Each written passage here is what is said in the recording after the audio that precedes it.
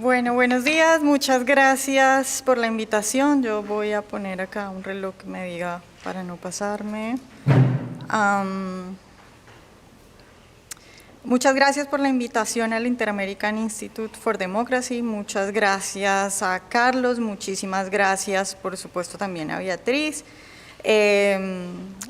Yo y el American estamos muy contentos de esta invitación. Los medios de comunicación son fundamentales en la forma en la que los individuos ven el mundo. Los medios de comunicación son como una especie de vidrio a través del cual la gente entiende el mundo. Y la gente suele menospreciar esa influencia que tienen los medios de comunicación en el poder y en la sociedad. Yo les pido a ustedes, por ejemplo, que hagan un ejercicio, que piensen ustedes y califiquen qué tanto creen que los medios de comunicación influencian la forma en la que la gente ve el mundo. Es decir, de 0 a 10, siendo 0, los medios de comunicación no influencian la forma en la que la gente ve el mundo, y siendo 10, los medios de comunicación definitivamente influencian la forma en la que los demás ven el mundo. Y pónganle un número a eso. Ahora hagan el mismo ejercicio con ustedes mismos. Siendo 0, los medios de comunicación no me influencian en nada, no cambian mi visión del mundo, y siendo 10, los medios de comunicación definitivamente cambian mi visión del mundo. Seguramente apuesto a que ustedes dieron un número mayor al primer ejercicio, al de la otra gente. La gente suele creer que los medios de comunicación a uno casi que no lo influencian, porque uno sí sabe cuál es la verdad, y los medios de comunicación casi que no lo influencian, pero a la gente sí lo influencia. Y así es todo el mundo. Y resulta que cuando uno está desprevenido es más fácil que lo roben. Si yo voy por una calle creyendo que esa calle es muy segura, pues ni siquiera me voy a fijar y por ahí me roban mucho más fácil que si yo creo que esa calle sí es insegura.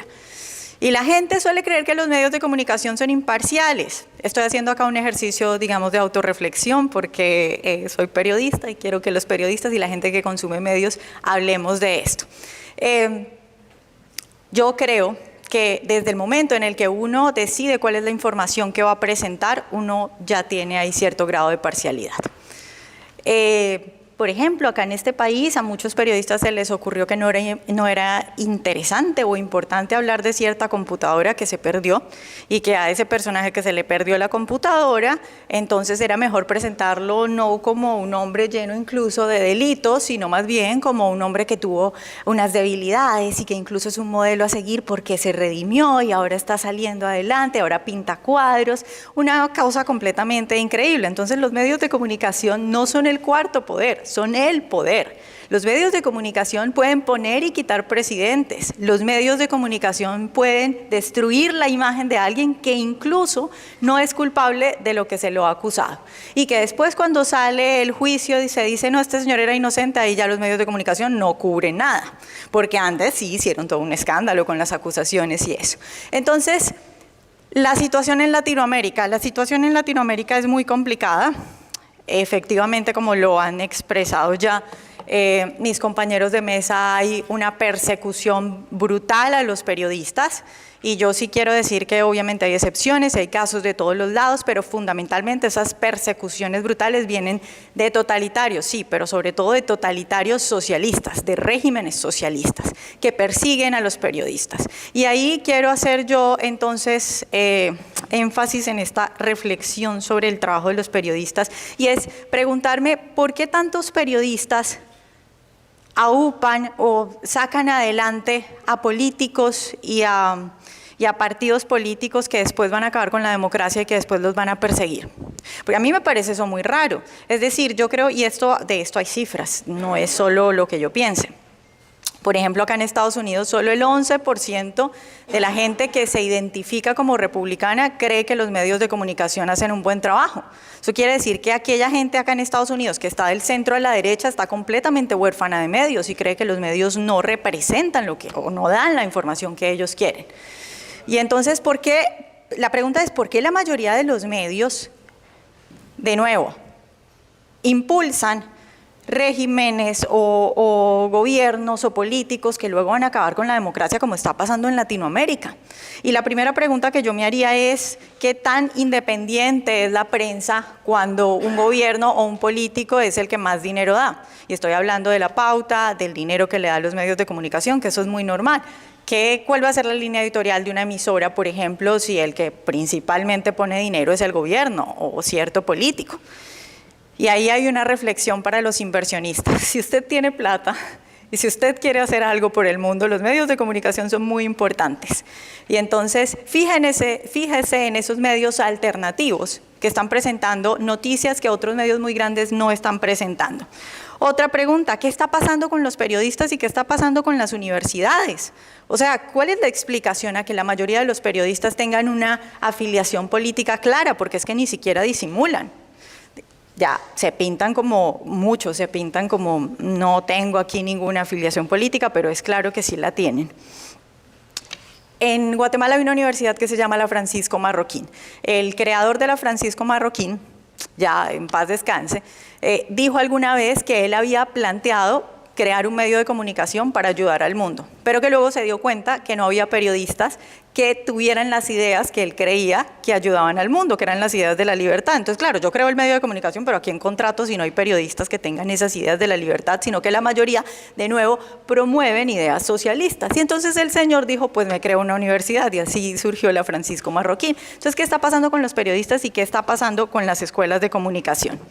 Para cerrar, la autocensura. La autocensura, que para mí es incluso peor que la censura, porque es un ejercicio en el que yo misma, antes incluso de decir algo, traiciono mis principios. Puede ser por miedo, pero es mucho peor, porque soy yo misma incluso antes de que alguien me diga algo.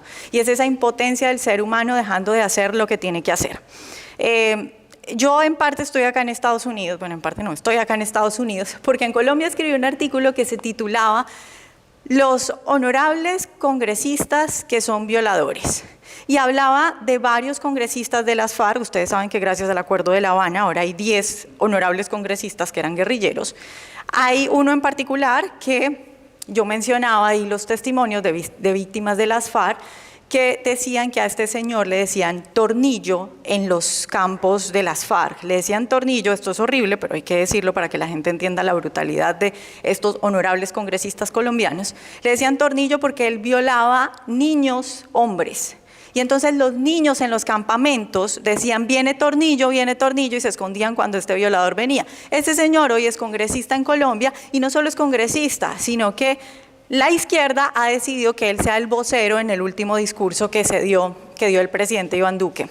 ¿Qué pasó? Bueno, este señor me puso un problema legal y un juez decidió que yo tenía que retractarme porque, ojo acá, estaba dañando el buen nombre del violador Tornillo. Y que yo, en todo caso, debía haber utilizado la palabra presunto violador.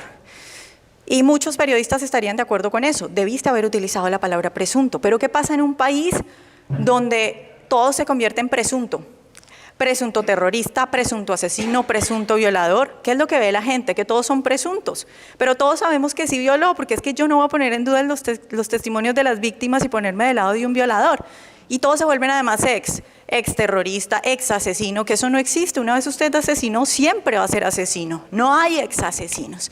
¿Y cuál es el papel de la prensa? Entonces,